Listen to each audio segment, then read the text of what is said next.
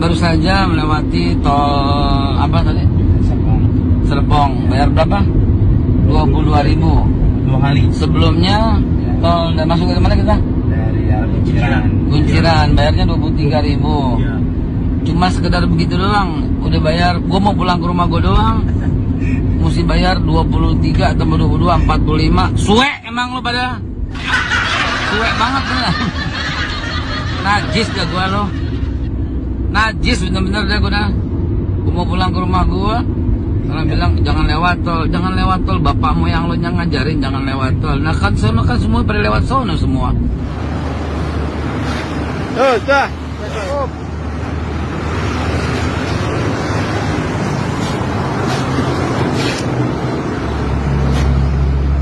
Ya, yuk. Akhir. Tersebar viral dalam minggu ini 2 video yang sungguh-sungguh lucu. Tadi sudah lihat kan videonya? Bagaimana tidak lucu? Video pertama, seorang yang katanya menyebut dirinya ustadz. Tapi Masya Allah, kata-kata yang diucapkan, lihat dan dengar sendiri tadi kan? Yang masih belum yakin, putar lagi videonya. Kemudian video yang kedua, yang menyobek baliho bergambar presiden. Miris. Pak Jokowi berkorban besar buat negara ini, tapi hanya itu balasannya. Mengapa seorang muslim bisa berbuat begitu? Simak analisis Om Ben, opini dan Beni hari ini.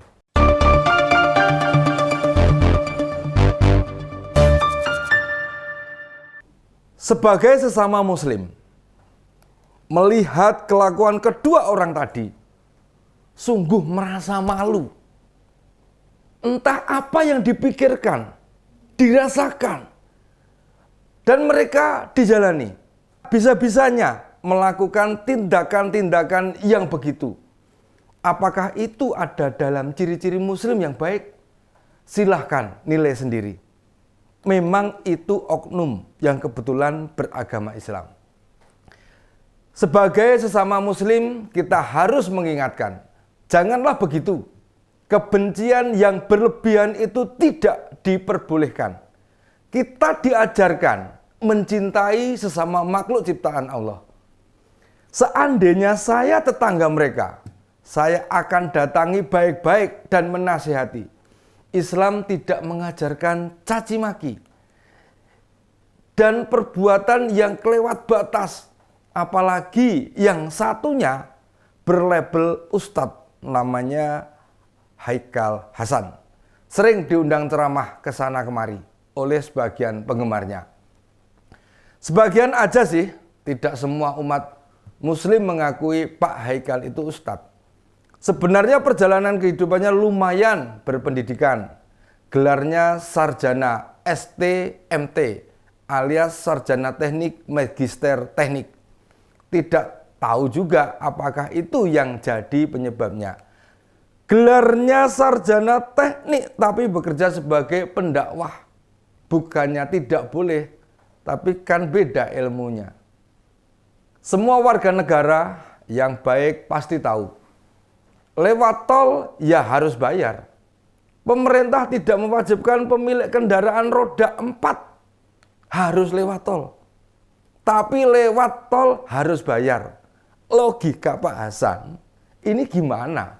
Masa lewat tol gak bayar? Itu memang fasilitas yang disediakan. Tentu konsekuensinya membayar. Sebab Anda mencapai tujuan dengan lebih cepat. Sudah sejak zaman Pak Harto kalau begitu. Apa baru zaman Pak Jokowi lewat tol bayar? Tidak, lewat tol otomatis macet. Jalan lebih jauh, memutar sana kemari. Apalagi tinggal di Jabodetabek. Bagaimana bisa Pak Haikal menyebut disuruh paksa? Maksudnya gimana Pak? Pak Haikal, jika Anda itu penceramah dan disebut sebagai penggemarnya dengan ustadz, bu introspeksi diri. Ada banyak ulama Indonesia yang hidupnya sederhana. Meski dikenal seantero Nusantara, bahkan internasional. Salah duanya adalah Pak almarhum Kiai Haji Syafi'i Ma'arif dan Gus Bahaudin Nur Salim alias Gus Baha. Almarhum Pak Syafi'i bergelar profesor dan hingga akhir hayatnya beliau terlihat mengajar atau belajar hanya menaiki sepeda kayu. Itu hidup yang sangat sederhana. Atau Gus Baha, beliau meski sudah dikenal luas dan menjadi salah satu ahli tafsir internasional, beliau cuma memiliki HP jadul, belum Android. Ada loh beberapa rekamannya beliau naik bis umum atau dibonceng kendaraan roda 2 mau ngisi ceramah. Pernah melihat beliau marah-marah? Tidak. Usianya jelas lebih muda dari Anda, Pak Hasan. Tapi bagaimana lagi?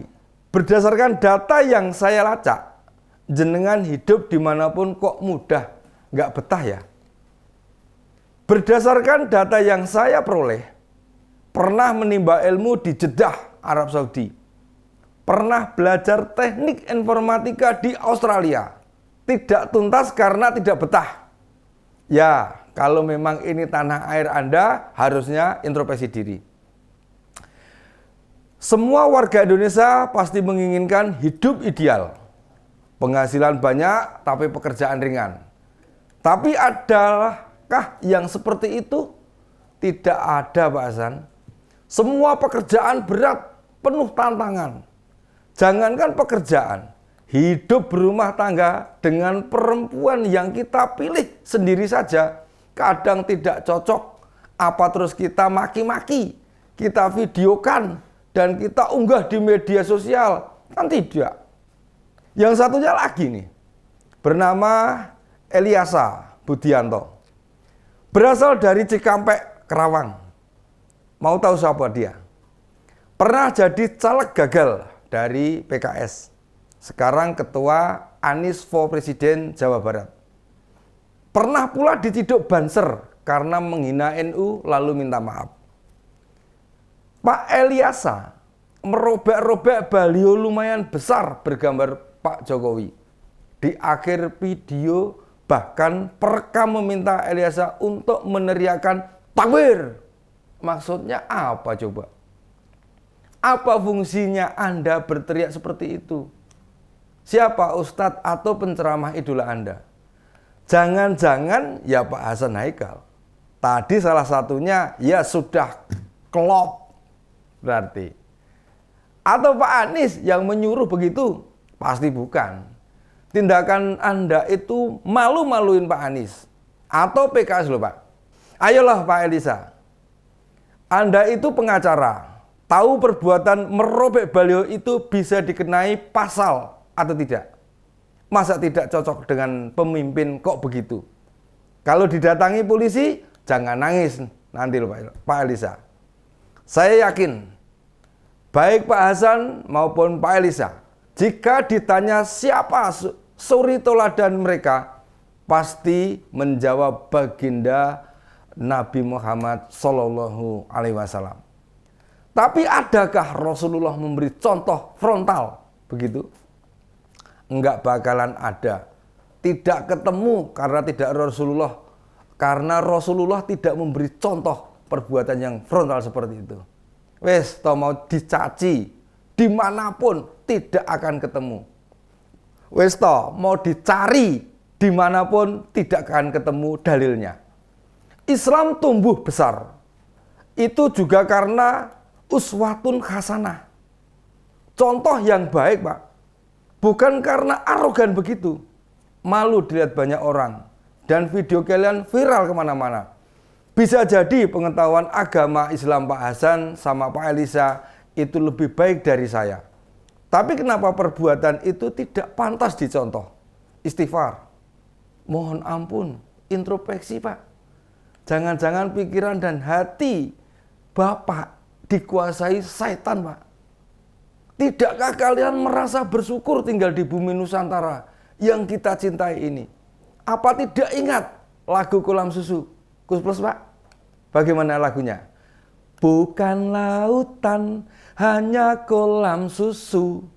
Nih, kail dan jala cukup menghidupimu. Tiada badai, tiada topan kau temui. Ikan dan udang menghampiri dirimu. Bagus kan, Pak? Orang bilang tanah kita tanah surga. Tongkat kayu dan batu jadi tanaman. Orang bilang tanah kita tanah surga. Tongkat kayu dan batu jadi tanaman. Coba, Pak. Ini lagunya Kus Plus. Cermati syair lagu tadi, Pak. Bukannya lirik lagu. Itu menyimpulkan betapa luar biasanya negara kita ini. Negara tercinta kita ini. Marilah kita rawat.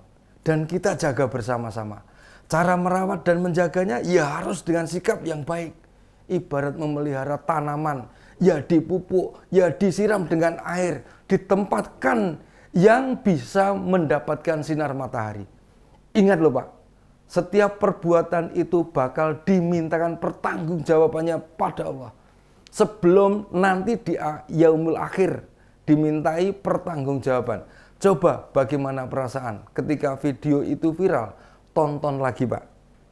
Puas, lega, bangga, atau yakin, Pak? Bagaimana anak istri tahu video kalian? Ikut bangga dan membahagiakan di grup WA mereka? Coba saya pengen tahu.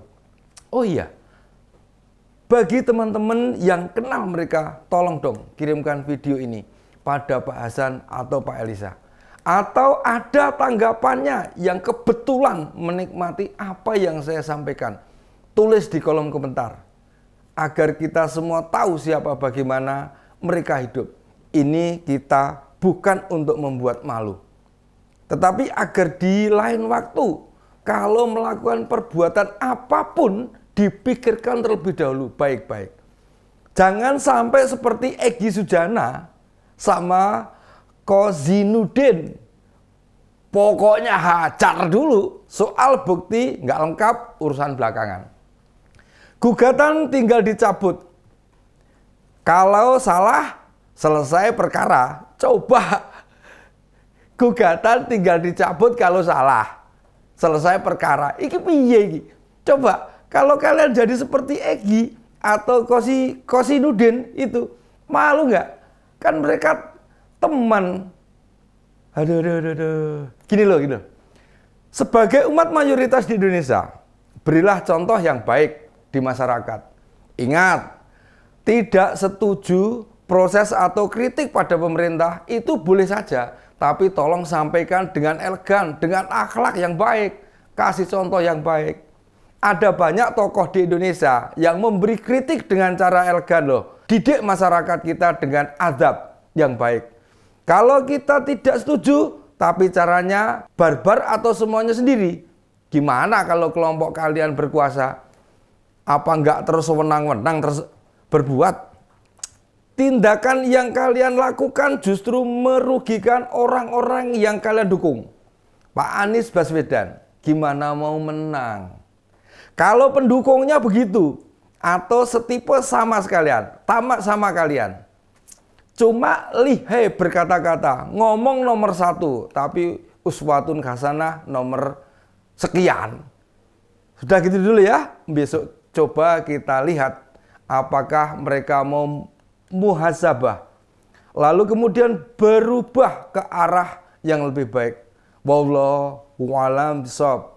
Sampai ketemu di opini Om Ben berikutnya. Singkat masih.